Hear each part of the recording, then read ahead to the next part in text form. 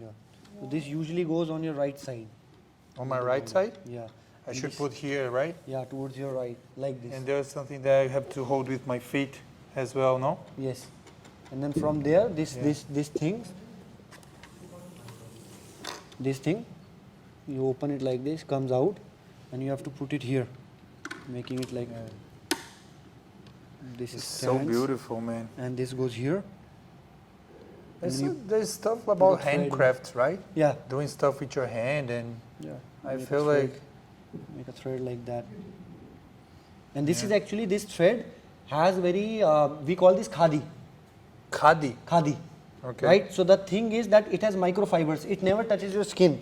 It always stay away from your skin. Wow. Even if when you wear, so you can wear this in winters and summers both.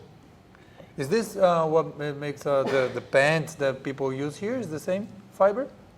This one you will not get because this hand one is very scientific.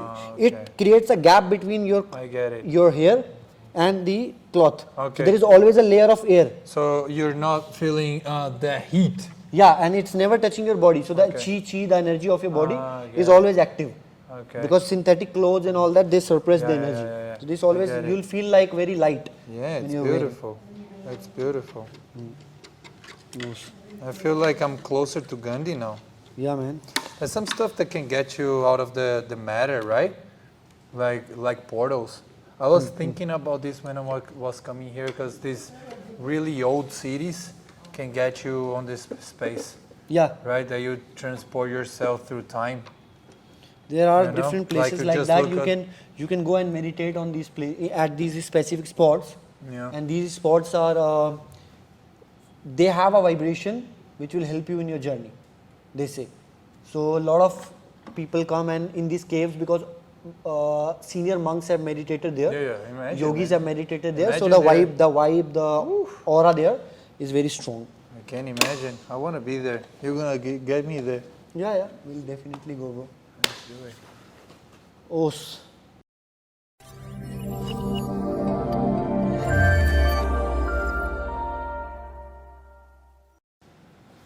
OSS guys, today I am with Professor Samir Murad from Brazil, Sao Paulo, and Fala Irmão. Great to have you.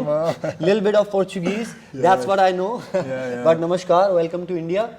And today we'll be discussing Jiu-Jitsu on and off the mat. Yes. OSS. Great to have you here, Professor. Yeah, it's a pleasure to be here, and it's always been my dream to be in India. And we had this great day today on the mats, sharing some knowledge and learning a lot about your culture. That's stuff that I've been reading on and listening to people and like imagining. And it's really good to be here and hear from you guys and feel the vibe, feel the energy. Yeah, it's an honor to be here, man. A pleasure to have you here. Honor is all ours. And I heard you using a word ahimsa. So we thought that we'll keep today's podcast focusing on the art of non-violence through Jiu-Jitsu. Yeah. Right? So I think the way we were training and the breath work towards the end and the all spiritual aspect of Jiu-Jitsu which you have is very similar to what we are trying to do here.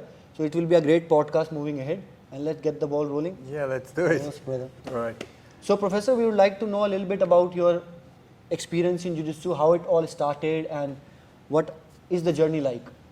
Okay, so maybe this is gonna sound familiar to you. Okay, have you ever done something in your life that you felt you already done it?